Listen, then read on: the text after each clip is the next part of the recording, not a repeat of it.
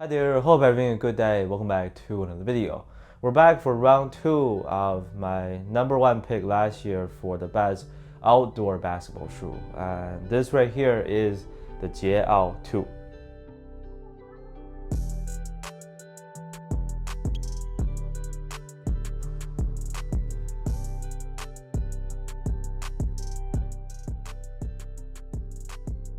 So it is made by Li-Ning, meaning that as for most of these hoop shoes from Chinese brands, price will usually depend on where you are. Kickzone.com has these.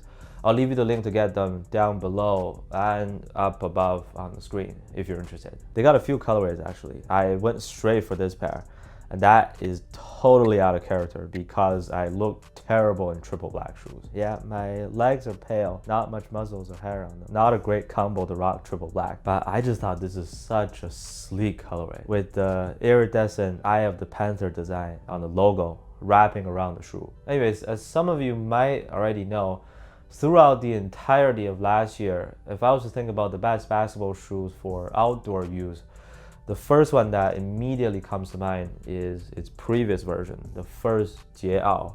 Jie Ao means unleashed or unrestrained in Chinese. I'm down for some racist jokes in the chat about that. I'll say this up front.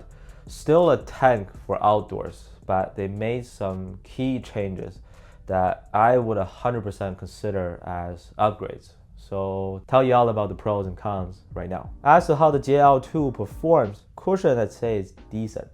It is upgraded. As an outdoor shoe, the midsole is pretty heavily caged, so you get the well-guarded effect, not the soft and foamy feeling on feet, if that makes sense. They use Boom, their best foam available. It goes full length actually, so that's where the upgrade is, compared directly to their Light Foam Plus, which can be kind of stiff. Another improvement here is core feel. More of a curve shape on the two. You feel low to the ground and really stable playing in these. This is something that I did not expect actually. To have such a smooth ride on a tough and grindy shoe like this. They're also pretty light, just over 380 grams for US size 10.5. You know, some shoes are tanky because of how heavy they are. This is just hard where it needs to be. No unnecessary weight added anywhere, so you do get some good speed wearing these. For the outsole, let's start with indoors first. I did use them quite a few times on an indoor court before bringing them outside, and the traction performance is elite. I was able to get to a hard stop every time down the floor. Every little movement felt grippy and safe wearing these. No slipping whatsoever, and it is very squeaky for those who care about it.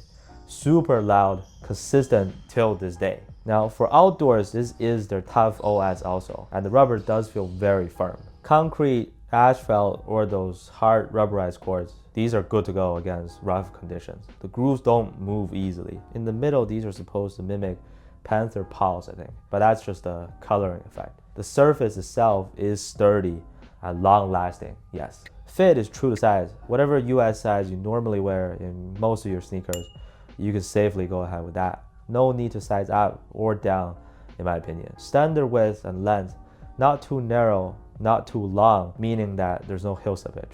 Everything feels very secure. You don't get any wasted space inside, and there's no pinching either. Unfortunately, if you're someone who has high volume feet, it still isn't the most ideal shape for that if you can't deal with shoes that press down from above. Other than that, there's nothing too special to be aware of with the fit. Moving on to the material used, so they did switch things up a little bit here on the two. While this colorway might be an outlier because it has like a shiny horsehair finish on top of your feet, meant to be furs, I believe. Kind of reminds me of the LeBron 21 Tahitian. The main difference is that the ultra shell upper became softer, so it conforms to your feet very well, and that makes it easier to break in compared to the first version. Remember the dragon scales? Different texture, same beast. Padding is decent, the tongue feels pretty plush, but most importantly, what didn't change is how rigid it is on the sides. We still get the rugged outrigger part to protect our feet. Altogether, it is quite a tank for the most part. The slight tuning above your feet actually worked perfectly to balance things. So that's why I think the two is better than the one. Strong torsional support as expected. However, this time the extra mobility just puts the cherry on top. Overall, I would rate these very high, especially given how grippy, durable, and comfortable they are. comfort and core feel, those were huge surprises to me, and they did give this series an even more hybrid status. They really did. They really did. Or is that the right word to use here? Amphibious. The first version was more of a specialty outdoor shoe.